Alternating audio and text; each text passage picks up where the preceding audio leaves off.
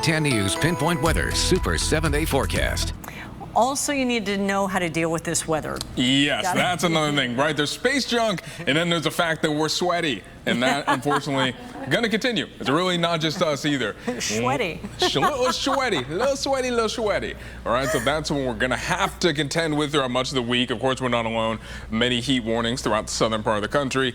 And here at home, we've had an excessive heat warning for the mountains and the deserts. That one's been active for a couple days until Saturday night at 8. But we have a new heat advisory for those in the neighborhood. So starting tomorrow morning at 10, the coastline will be once again the only place around the county that does not have some sort of watch, warning, or advisory from the heat. Believe it or not, today is still hot, but many of our temperatures are actually a bit cooler than they were this time yesterday. If you take a look at those inland communities, mostly 5-degree temperature drop from where we were 24 hours ago. San Diego, also 2 degrees cooler, but those temperatures are still hot. We're still seeing some places in the 90s, Ramona 90 degrees. We're looking at Poway at 84, Kearney Mesa 78, and still some very nice temperatures along the coastline. We've had it very easy over the past couple weeks. San Diego at 74, La Jolla and Del Mar 69, and of course more stifling heat in the desert.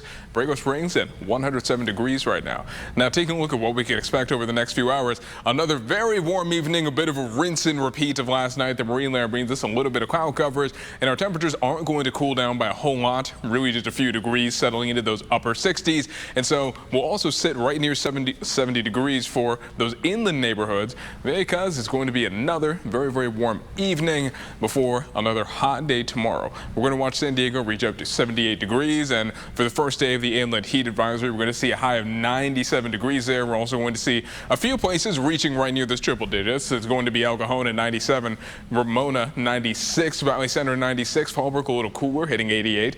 The mountains reaching up to 93. In the desert, a high of 115 degrees. And unfortunately, the futurecast shows us that we're going to be dealing with this heat for a little while longer. This ridge of high pressure is acting like a big bubble of hot air, trapping the heat, and it's going to give us the hottest temperatures Thursday through Saturday. And so taking a look at the coastline, it's once again going to be a very popular place to be, because our daily highs are sitting pretty stable, mid to upper 70s throughout the week.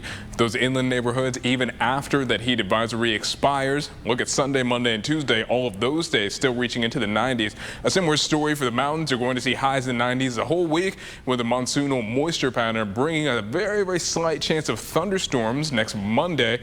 And finally into the desert, we're seeing 115 for tomorrow. Thursday and Friday, 117. That would be tying a temperature record for 2 days in a row, with not a single day reaching less than 110 degrees. So Kim, we'll be sweaty for a little while more. Oh.